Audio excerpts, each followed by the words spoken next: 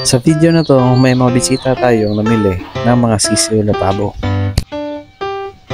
Ako si Glenn, bulala, bumbero, laki ng loan. Tara, samahan niyo ako. Bayaran natin ang utang na to.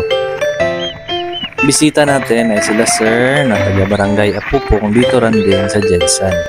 13 heads na mga 1 month old na mga chick pabo yung binili nila Sir dyan. Turo ko sa nila paano yung diskarte sa pagtatanim ng mulberry.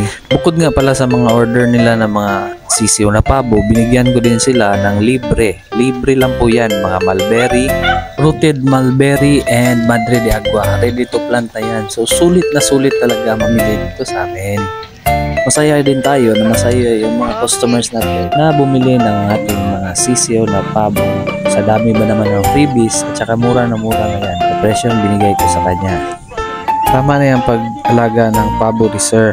Para by December, meron na siyang lechonin na pabo. Depende kung ano din yung gusto niyang luto.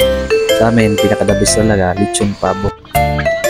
Ang dahon ng mulberry at saka ng Madre de Agua, which is yun yung freebies natin, ay paboritong merienda ng ating mga pabo. Yan, tuwang-tuwa. Pinapakita ko sa inyo, tuwang-tuwa yung aming black bronze broad western na pabo. Yung pinangalanan namin yung sige. Ako bilang isang bumbero, nakakawala talaga ng stress tuwing nagpapakain ako ng aking mga pabo. Tulad yan, libre lang naman yung dahon ng mulberry. Pero tuwang-tuwa na yung pabo natin habang pinapapak yung dahon ng mulberry.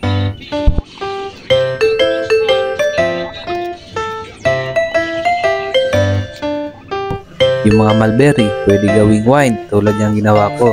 Sparkling wine talaga yan. Pwede ding gawing palaman yung mga mulberries. Comment na lang din kayo kung gusto nyong makita o malaban kung paano ko ginawa yung mulberry wine at saka mulberry jam.